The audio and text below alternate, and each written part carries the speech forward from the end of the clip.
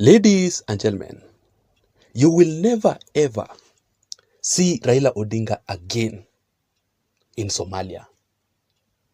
Maybe, just maybe, when the current president of Somalia by the name Sheikh Mohamud will exit from power.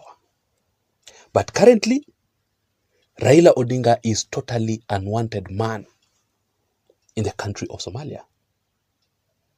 Because of the bitter fallout between Raila and the president of Somalia,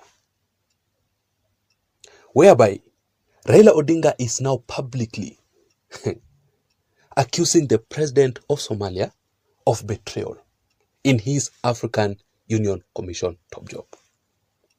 But this is exactly how the fallout between Raila and the president of Somalia happened recently.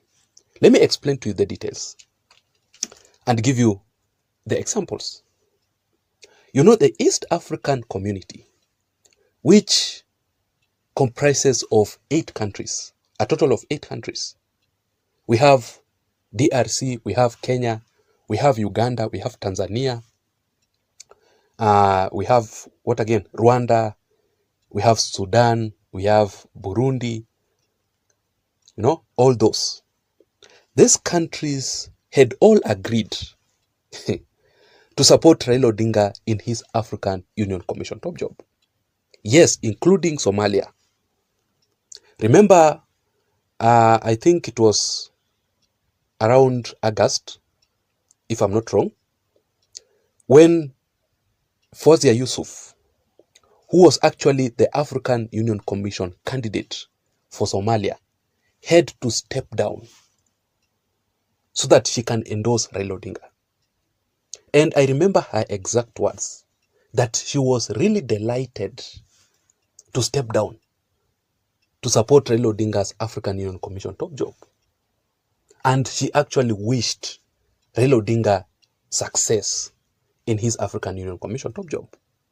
She announced that publicly. Let me just show you the information on the screen. You can read it. Right? But recently, after a meeting between Raila Odinga and the president of Somalia, and I don't really know what happened in that particular meeting, but that is when the president of Somalia made a sudden U-turn against Raila Odinga to publicly support the Djibouti candidate, Mohamud Yusuf Ali. So was there a fallout between Raila and the president of Somalia? Of course, yes. To an extent, I'm told that William Ruto, the president himself, had to make a phone conversation with the president of Somalia to try and convince him to support Raila Odinga. But the president of Somalia made it very clear to President William Ruto that he will never ever support Raila Odinga again. Let me read for you the details, and also remember that, don't forget that during the course of last week, there are 2 things, 2 very strange things that also happened in Raila Odinga's African Union Commission top job.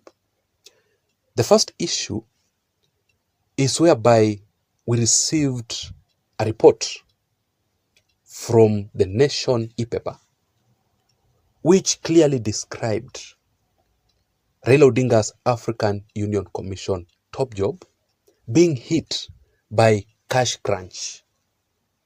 And it explained very well that going forward,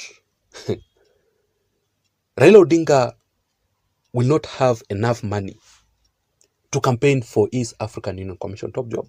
You know, the budget, I don't know what exactly the budget of President William Ruto is to support Raila Odinga's African Union Commission top job.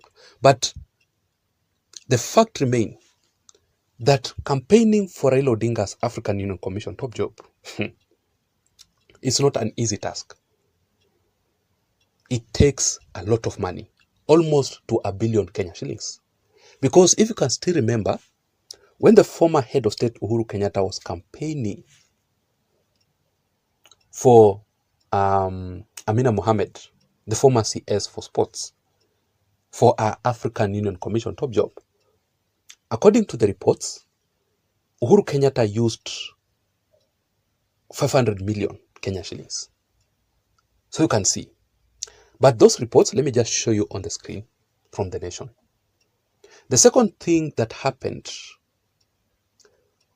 The Nation also announced about the bitter fallout among Raila Odinga's African Union Commission Secretariat.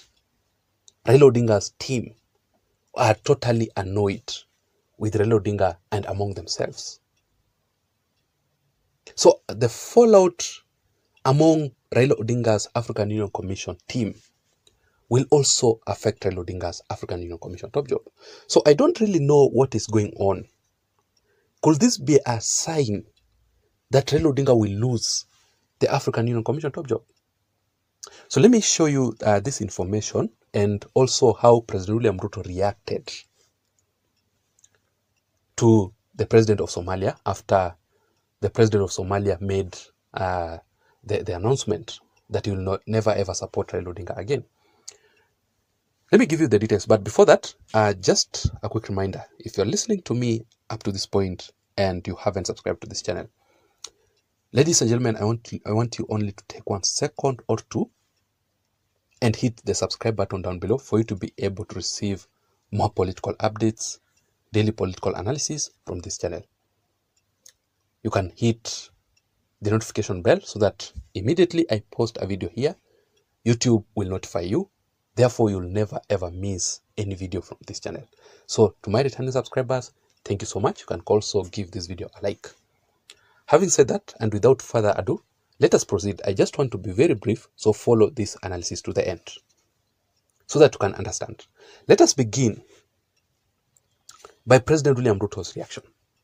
President William Ruto made an official announcement through his PS for Foreign Affairs called Korir Singoe. And this is the exact message from William Ruto. He says that we invited Somalia to take a decision on the candidature of Honorable Raila Odinga.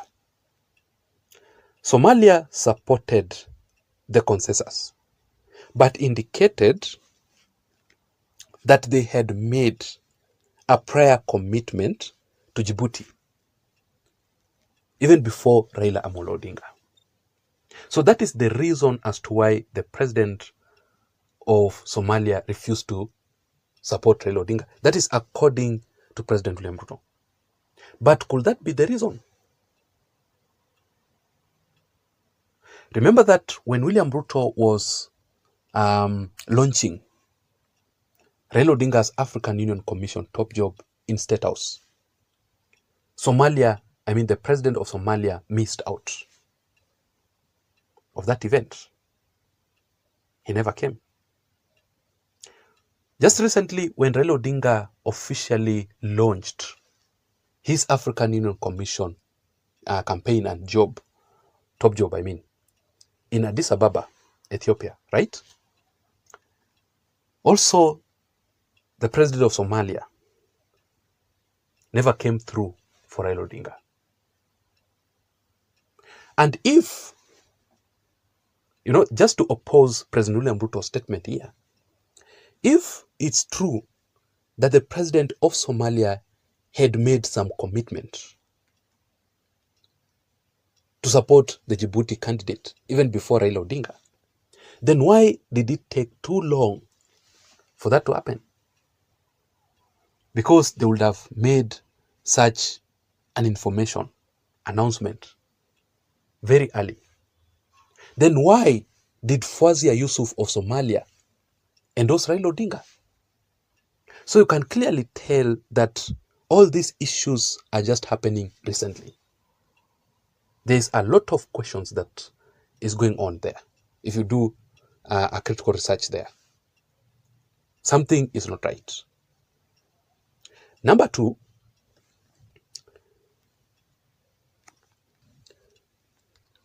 There are some issues that are currently going on in the country. Issues that are not really good. First of all, the abduction cases. You saw recently how Besigye, is he called Besigye from Uganda, the opposition leader, how he was abducted here in Kenya. That issue raised a lot of concern in African countries. Those issues are actually affecting Raila Odinga's African Union Commission top job. There's the issue of, apart from abduction, there's the Adani deal. You know, such kind of issues are affecting Raila Odinga's African Union Commission top job. We have the issue of political instability in the country. Rigathi Gachagwa's impeachment. You know, the politics between the church and the government. So if Raila Odinga is not careful with President William Ruto, also other African countries from East African community will start to reject Raila Odinga. It will be a favor for the Djibouti candidate. So Raila Odinga must be very careful. President William Ruto on the other side, he must also be very careful if Raila Odinga wants to win the African Union Commission top job. And also there's the issue of Somalia being among the Islamic countries. That is where the problem now is.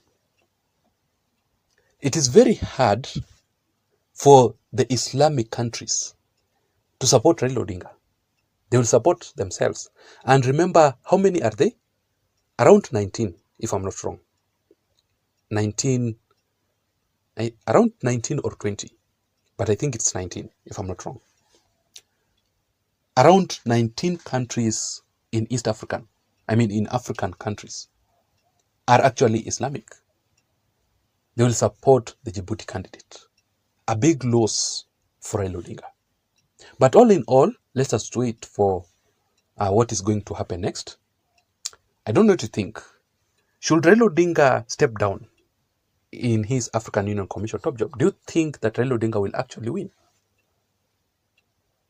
Why do you think Somalia rejected Raila Odinga? And what was the main cause of their fallout?